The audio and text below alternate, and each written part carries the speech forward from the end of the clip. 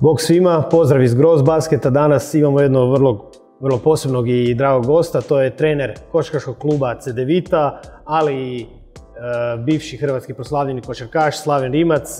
Dobro nam došao. Pozdrav gledateljima. Evo, mi u ovim razgovorima koje imamo u Gross Basketu volimo popričati od samih početaka, a mislim da je kod vas jako zanimljiv taj početak. Naime, možda naši mlađi fanovi ne znaju, ali i vaša majka je bila proslavljena košarkašica još u bivšoj državi. Koliko je ona utjecala na vašu karijeru i na košarkaške početke? Pa neki sam start, koliko se sjećam ovako kroz maglu, taj prvi doticaj sa košarkom, možda neka 9. 10. godina. Međutim, kažem, uvijek smo bili visili po tim utakmicama s obzirom da je tata bio košarkaški trener, ali u to vrijeme jednostavno izađeš van iz zgrade i koja je lopta u blizini, taj sport se igra. Neki ozbiljni početci s košarkom su počeli možda u 6., 7. razredu, ali stvarno smo non stop visili na tim igralištima. Da, možda najviše vremena smo provodili na košarci, ali isto tako treba reći da je tih godina košarka bila jako popularna, jako puno uspjeha reprezentacija Jugoslavije u to vrijeme imala. Jednostavno svi su bili ludi za košarkom, tako da nisam osjetio od roditelja neku ajmo reći da su poticali previše košarku, nego jednostavno poticali su bavljenje sportom. Čak tata je onako prema starijem bratu Davoru nekako više ga usmjeravao u tenis. Ja sam isto počeo malo igrati kao klinac tenis, ali kažem u to vrijeme dok je brat počinjao tenis, tata je bio trener instrumontaže na Trešnjevci i onda tamo su bili teniski tereni. Nakon toga je tata otišao, ja sam opet nastavio igrati iz Dubrave u Trešnjevku, to neko vrijeme je hodalo, ali nije moglo dugo, tako da sam se onda isto prebacio u košarku, ali kažem, nikad nije bilo baš ajde mora biti košarka. Više je bilo bavite se sportom, vidite šta volite, šta vam se sviđa. Tako da mislim da je to neki najnormalniji put. A mislim da je odluka bila dobra, jer evo, kao što sam spomenuo i kao što se zna, stvarno vaša karijera je isto bila igračka vrlo impresivna, ali prije toga spomenuli ste brata i mislim da stvarno trebamo biti ponosni na činjenicu da je on jedini Hrvat koji je osvojio NCAA naslov sa Arkansasom Razorbacksima i koliko je bilo rivalstvo između braće, bratska ljubav, recimo znamo priče o Michael Jordanu i njegovoj braći, Jokić s braćom ili čak Dražen i Aco. Koliko je tog bilo kod vas nekakvog bratske ljubavi, nazovimo to tako? Pa možda u našem slučaju nije bilo toliko s obzirom da brat je otišao u 2. razredu srednje u 1 godinu u Švicarsku i nakon te godine Švicarske je otišao 2 godine zadnje high schoola u Ameriku. Tako da u principu uvijek bi dolazio po ljeti gdje, ajmo reći, bila je ona neka, nazovi to mrtva sezona, nije baš bilo, jesmo znali haklat, ali ne previše.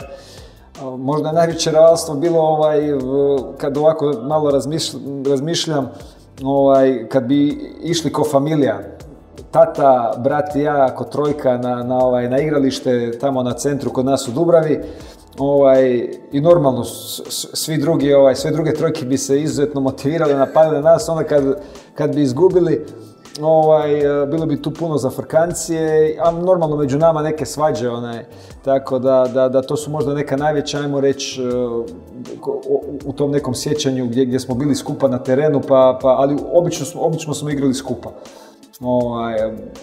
Kao što ste rekli, brat je jedini Hrvat sa prstenom. Bilo je tu, svake godine je on pod velikim pritiskom kad dođe taj March Madness, onda gleda. Mislim da ove godine neće biti lako s obzirom da je Sido Vranković na najboljem putu, s obzirom na Duke i na sezonu koju imaju. Vidjet ćemo da li ćemo to poći za ruku. Da, slažem se, ovo definitivno, cijelu temu bi, ja mislim, mogli o March Madnessu koji se približavaju, koji će ove godine biti odličan, ali evo, kako smo već ranije spomenuli, iz moje perspektive ili iz perspektive jednog fana, 1996. godina se čini kao nešto što bi u vašoj karijeri moglo zauzimati posebno mjesto. Dakle, pričamo o olimpijskim igrama u Atlanti. Kakav vam je taj cijeli doživljaj bio i vaše sjećanja na to razdoblje? Pa, za to razdoblje, s obzirom da je to i godina kad je majka je preminula baš prije samih olimpijskih igara, kažem, onako, mislim čak da mi je, s obzirom da sam ipak odgojen u tom nekom sportskom duhu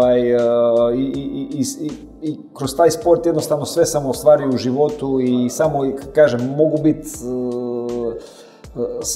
samo jako sretan što sam se od malena krenuo baviti sa sportom, tako da su mi ti neki najteži trenuci, ipak su mi kroz ekipu, prijatelji i suigrače koji su tad bili sa mnom i davali mi podršku, ipak mi je prošlo puno, ajmo reći onako, da kažem, žalovao sam uz ekipu, uz taj olimpijski turnir koji je stvarno, kao što ste rekli, možda i vrhunac karijere svakog sportaša, jel? Neke onako, čak i da ne pričamo toliko o košarci, o utakmicama, o ne znam, Dream Teamu protiv kojih smo igrali, a sama činjenica da dođeš u neku prostoriju gdje se jede i da uz tebe, ne znam, sjedne svjetski rekorder u bacanju diska, najbolji sprinter, ne znam, najbolja odbojkaška reprezentacija svijeta, kažem, to su neki doživljaji i ovako, to samo sportsko okruženje je stvarno fenomenalno i neopisiv osjećaj, stvarno. To mogu misliti, da. Evo, poruka za sve koji se bave i žele ozbiljno baviti bilo kojim sportom, da im to svakako može biti cilj, a ajmo reći osim ili nakon tog možda vrhunca olimpijskih igara, s obzirom na vašu bogatu karijeru, koja vam druga sjećanja su ostala iz igračkih dana, koja su vam ostala posebno ili u kojoj vam je zemlji bio poseban nekakav gušt igrati s obzirom na klubove u kojima ste bili, koja su vam tu? Pa dobro, moram priznati da sam isto tako od početaka ozbiljnih imao sam tu sreću da stvarno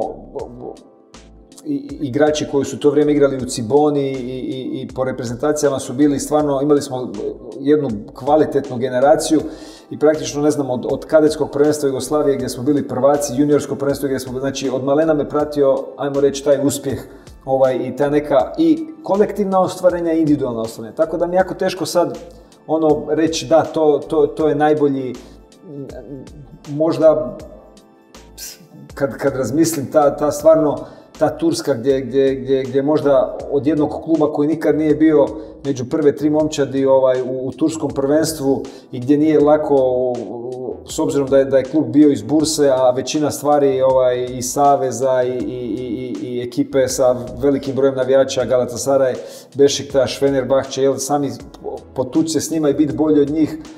Mislim da je to možda onako, kad bi se stavilo na papir, onda bi se došlo do zaključka da je možda to neki najbolji kolektivni učinak kroz koji sam bio, ali isto tako bilo je, kažem, i prije i kasnije lijepih rezultata i dobrih i plodnih sezona. Tako da, kažem, jednostavno mislim da ajmo reći, kroz sportsku karijeru malo je bilo tih nekih negativnih sjećanja, a na kraju krajeva čovjek to je onako zaboravio odmah, tako da.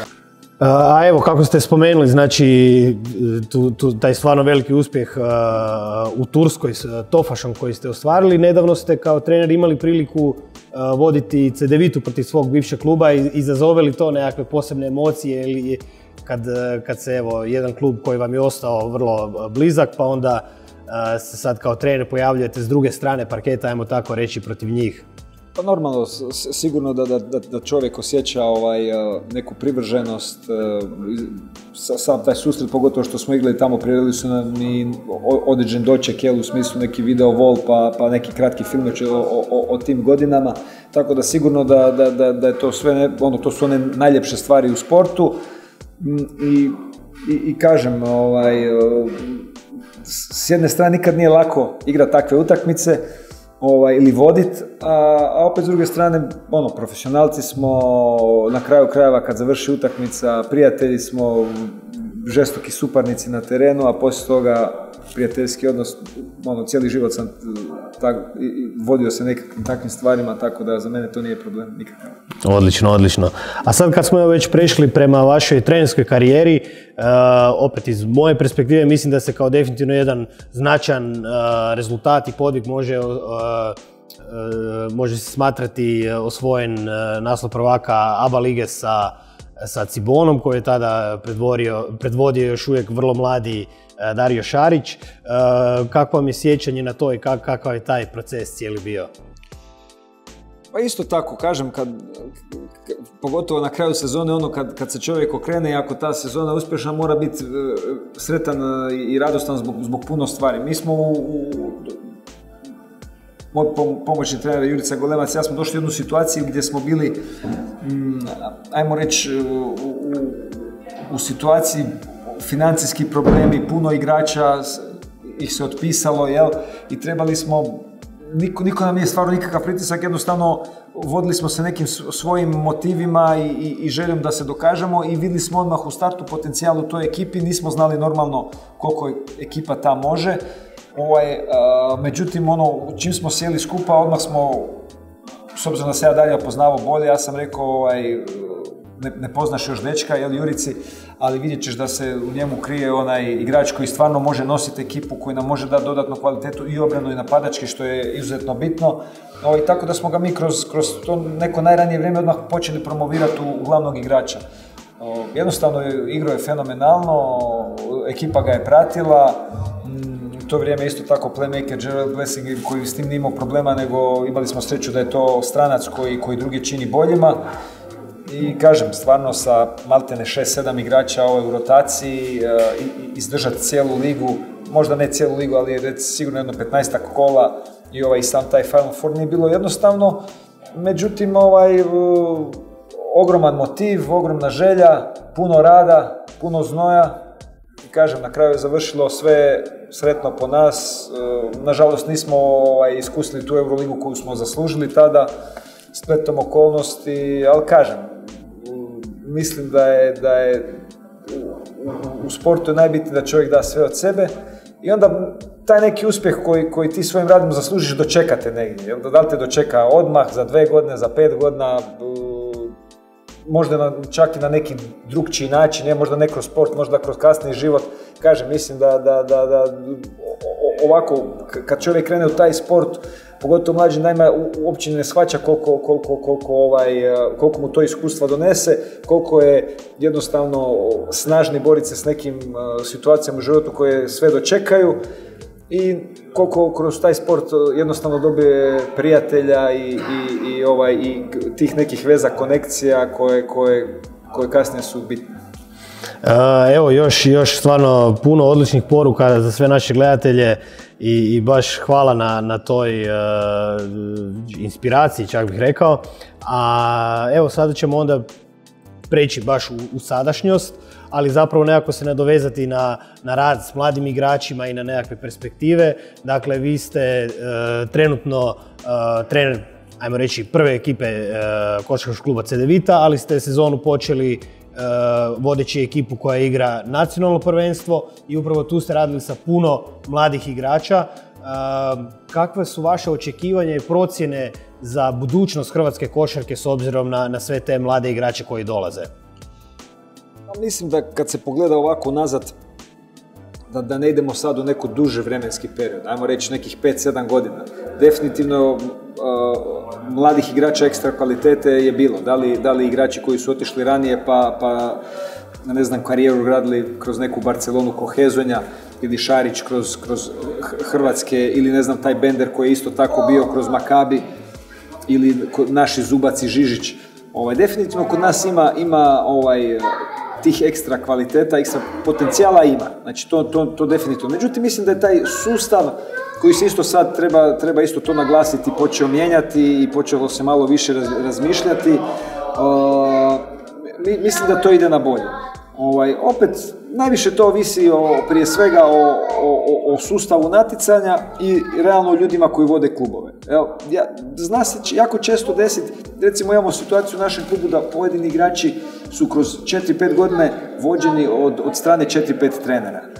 To je jednostavno za mladog igrača, to je jako teško zbog toga što svaki trener ima neki svoj način rada i pokušava utjecati i učiti igrača neke stvari za koje on misli da su bitne. Znači, nemamo taj neki kontinuitet. Mislim da ako se uspostavi taj kontinuitet i trenera i trenerskog rada i normalno sustava koji objedinjuje sve te, znači povezuje sve te stvari, mislim da će i rezultat biti bolji. Rekao sam, kvalitete i potencijala ima, međutim, taj sustav, neki kontinuitet rada je, na tim stvarima moramo biti ustrajniji. I još jedna stvar je kod nas isto tako veliki problem, općenito ovaj prostor Balkana ne priznaje neku prosječnost i ajmo reći prosječnost prema više. Jel? Znači ako igrač dobar do odličan, reći će, ma da, nije došao do svog potencijala. Znači, priznajemo samo ekstra potencijal. Znači, kad se neko pojavi, to su usporede Petrović, Kukoč, Rađa, što jednostavno je produkt velikog talenta, velikog rada, ali i okoline koja u tim trenucima vladala na ovim prostorima. Znači, najjača liga u Europi, reprezentacija koja je osvajala zlatne medalje, igrači koji su ostali u državi do 26. 28. godine. Prema tome ima tu puno stvari. Jednostavno, jako teško je danas, znači nama je Šarić u tom trenutku bio godinu i pol dana u klubu i nakon toga je već bio prodan i otišao. Ne znam, Džanan Musa prošle godine isto tako, znači ovo je sad neka sezona gdje bi on trebao davati najveće rezultate, pa još godinu iza, on je već u NBA-u. Prema tome, te stvari su jako problematične za klubove, a s druge strane da dovedemo nekog potencijala koji će pratiti tog Musu, pa odrastu s tog Musu, onda je to skroz neka druga priča, jer kad su oni skupa 2-3 godine i za reprezentaciju, konkretno u slučaju Musa ne za Hrvatsku, ali u slučaju Šarića definitivno. Prema tome kažem, to su sve neke stvari koje ljudi onako ne razmišljaju o njima, a jako su bitne. Slažem se. I vrlo dobro promišljanje. Spomenuli ste različite trenere, različite pristupe. Imate li nekog trenera kojeg smatrate svojim idolom? Bilo iz regije, bilo iz cijelog svijeta, iz bilo kojeg vremenskog razdoblja, ne znam, od Red Auerbacha nadalje?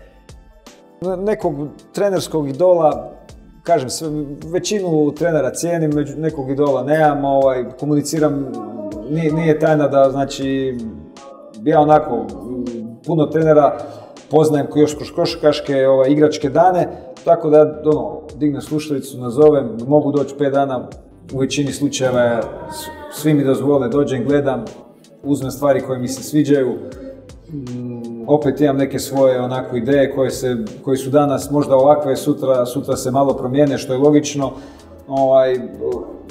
Da vam budem iskren, možda to ovako antipromocija samog sebe, ali nisam krenuo iz ovog posla jer sam očekivao u ovaj posao zbog toga što sam očekivao, ne znam, hoću biti najbolji u Europi, hoću biti jednostavno puno više ovako i kroz svoju karijeru sam razmišljao o tome, želim pomoći igračima, znači želim tu neku konekciju, mislim da im sa svojim znanjem i iskustvom kroz sve što sam prošao, kroz svoju igračku karijeru mogu pomoći i kažem tu i tako na kraju krajeva i gradim neku atmosferu u ekipi, jel?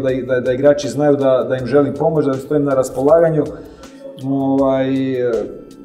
Takva neka strategija mi se pokazala dobrom i kažem, to su neki glupo je reći rezultati u drugom planu, jer nikad nije u drugom planu, to ne ti visi posao, ali puno bitnije su mi neke druge stvari. Odlično, evo još jedna, znači stvarno predobra poruka za kraj. Treneru puno hvala, puno sreće u svim budućim utakmicama i do sljedećeg susreta. Hvala vama.